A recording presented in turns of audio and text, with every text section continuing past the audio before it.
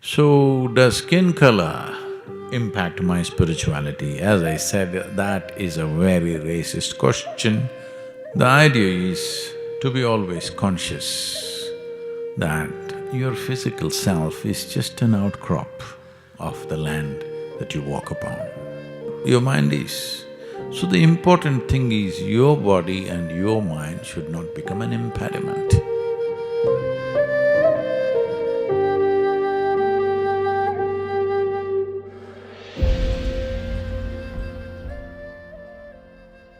This question is from Isabel. Sadhguru, I heard you speaking about the impact of wearing clothes with different colors. Also, the monks in Isha and India wear orange as it helps in their spiritual journey. I want to ask a question if wearing certain colors can impact our spiritual growth. What is the impact of the color of the skin on our spiritual journey? This is a racist question.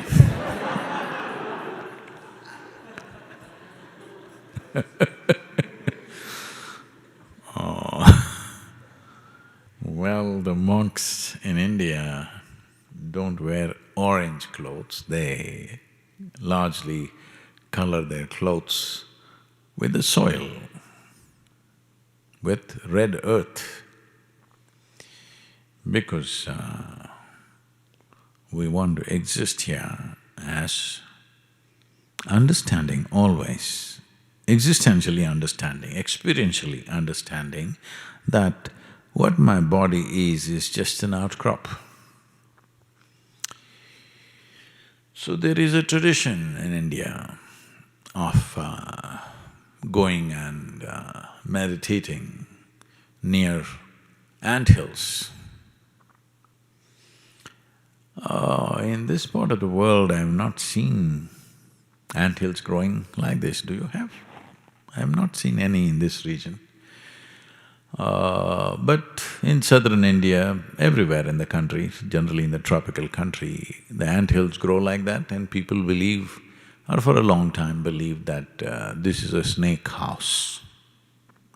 Because snakes go inside in search of some protein, because the termites are super rich in protein. Because this whole thing that they build, they are mixing with their saliva, which is a very high-quality protein, very, very high-quality protein. They're mixing with the soil and they're building it that it withstands any kinds of monsoon, any kind of weather. Architecturally, it's fantastic. And in a way, our buildings are also in the Isha Yoga Center in India are designed like a termite hill. I learnt engineering from them because I did go into the termite hills for various reasons myself. But it is said, some of the tunnels going up to 700 kilometers, a termite can locate water 700 kilometers away and go there, digging up a tunnel.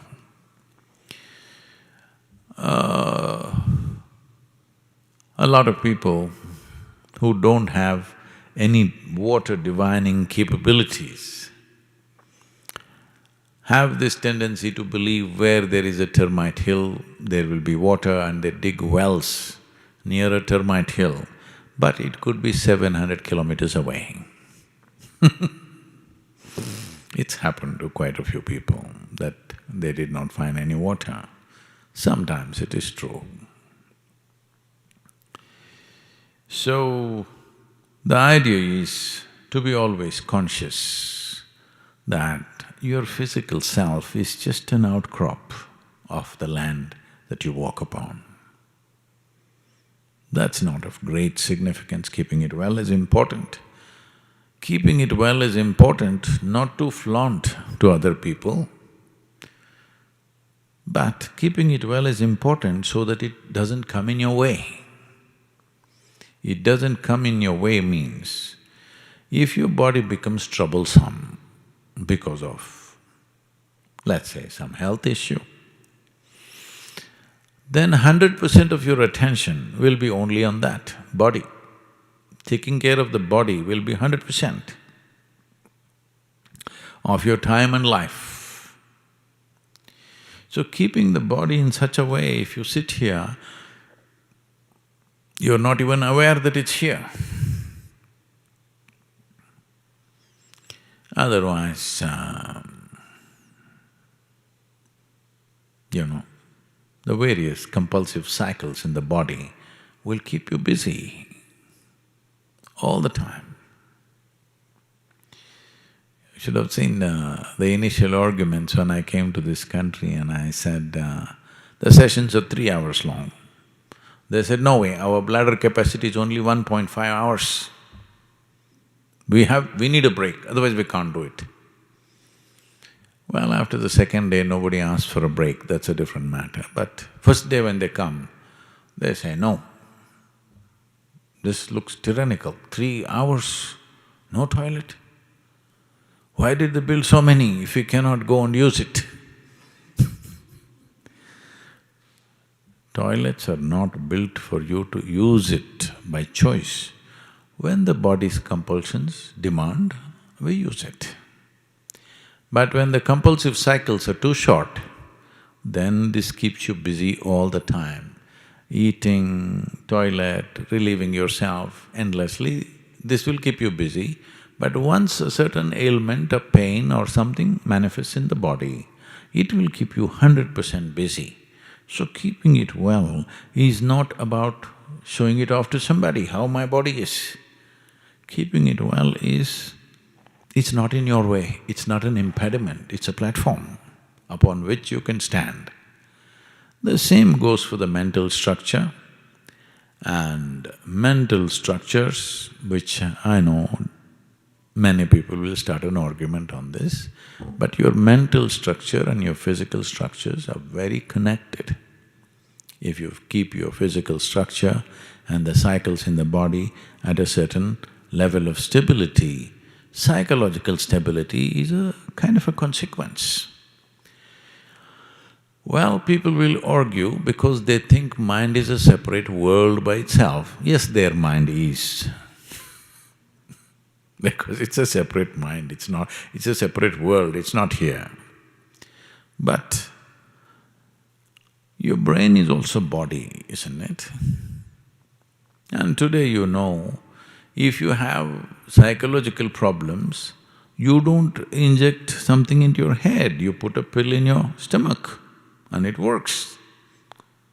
So obviously, physiological stability, the chemical stability in the body is vital for how your mind is.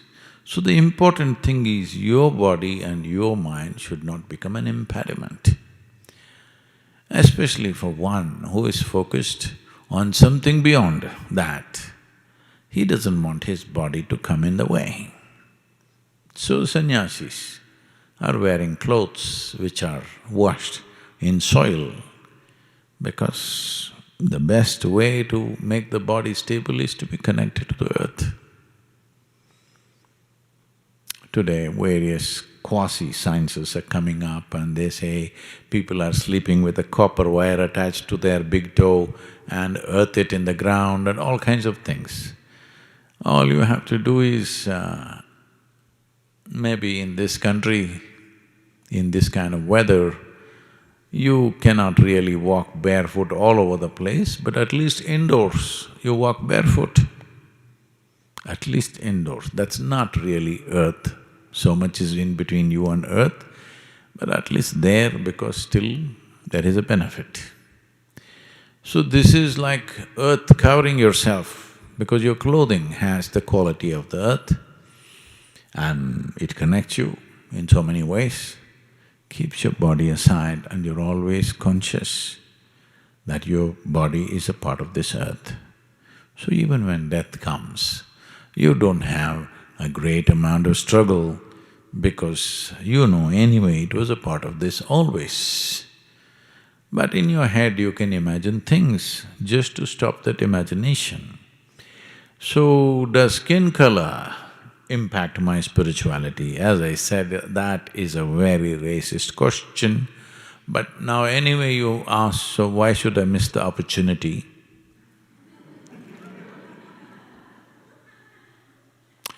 This is the best skin color. If you want to be spiritual, you must burn yourself to this, otherwise you're not going to make it.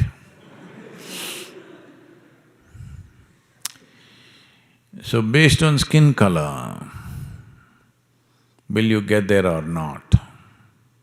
It's like this. I was, the other day, 2 days ago, I was driving out near Fall Creek Fall, and two guys, little soaked up in mud, and they suddenly came out of the forest. They had parked their truck somewhere close by, and they came towards the truck. Then I saw they were carrying crossbow, they had arrows and a crossbow. So they're hunters.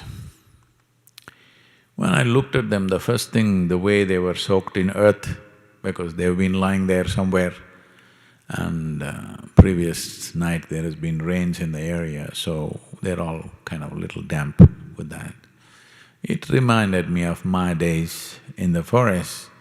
Well, I never took a crossbow because I had no intention of hunting, but just being in the forest. After a week, these guys were out just for a couple of hours or maybe a few hours. I was out there for weeks. When I came back, soil was everywhere, You had to come and clean your ears, your nostrils and everything because earth will soak into you. But they had crossbows. Let's say these two guys, next time they went hunting in the month of December, they got lost. The game warden had told them, when you get lost, don't worry. If you get lost in the mountains, don't worry, just fire 3 shots in the air. I will come and find you. So they got lost and they fired 3 shots. Nothing happened. They left another 15 minutes, fired 3 more, nothing happened. Another 15 minutes, they fired 3 more, nothing happened. Then they got desperate. Then one guy said, I have only 3 arrows left.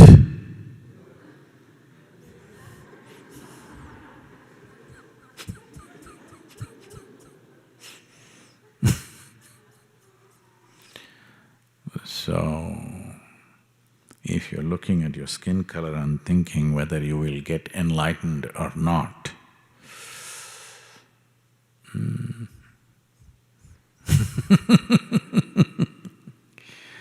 well, you're really not even going skin deep, This is the color of the skin is not even skin deep, It's too much surface. Don't stay there. You need to get a little deeper than that. So